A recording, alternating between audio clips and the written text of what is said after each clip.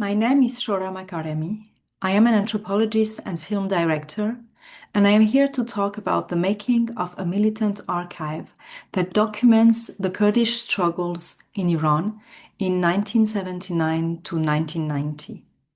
Settar Fahiti, known as Settar Áviheng, a Kurdish Peshmerga turned photographer, has compiled a visual archive of photographs, audio and video recordings documenting the everyday life of Peshmergas in their struggle against the Iranian state and their grassroots actions in the Kurdish rural society after the 79 revolution.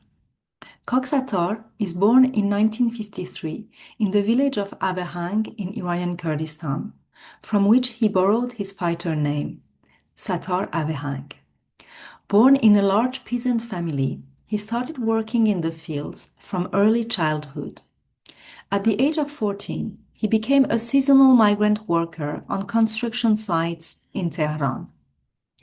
It is as such that he witnessed and took part in 78 and 79 in the revolutionary uprisings under aftermath. In the summer of 1979, as the new Islamic Republic was starting its suppression of the revolutionary movements in Kurdistan and proceeding to the solidification of its own security and military apparatus, Settar Ávیهنگ joined the Kamala. As a Peshmerga, he began photographing his comrades, villages, and the landscapes of war.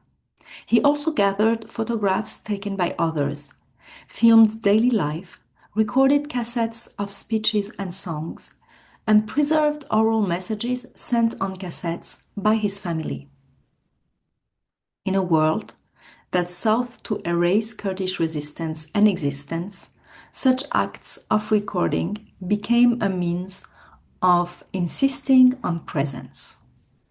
Settar's archive, created in war and exile, contains more than 20,000 photographs, about 5,000 in physical albums, and 17,000 digitized images sent by comrades from afar, as well as VHS tapes, Komele publications, handwritten letters, and lists of fallen Peshmergas. Its materiality tells its own story. Photos buried by his mother to protect them from raids, film rolls lost during retreats, and cassettes warped by time. The archive holds together images, but also the marks of disappearance. Since 2020, we have been collaborating closely with Settar to transfer his unique collection to the University of Toronto Scarborough Library. Our documentary film documents this process, the photographer's life work, and how it has shaped his archive. The richness of this collection lies not only in its scale, but in the kind of historical knowledge it produces.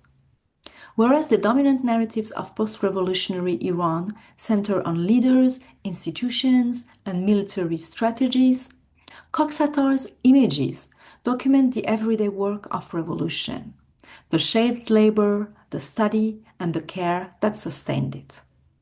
They show an insurgent visual language born from material scarcity and collective loss.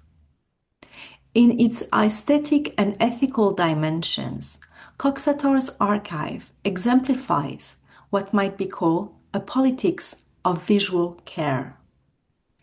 Today, as the University of Toronto is cataloging and preserving this collection, the archive continues to evolve. It bridges generations of Kurdish activists and diasporic publics. It also raises larger questions about what archives do, how they mediate between memory and history, how they embody the unseen labor of those who keep them alive. The collection they form is not static, but alive, as the site of ongoing political work.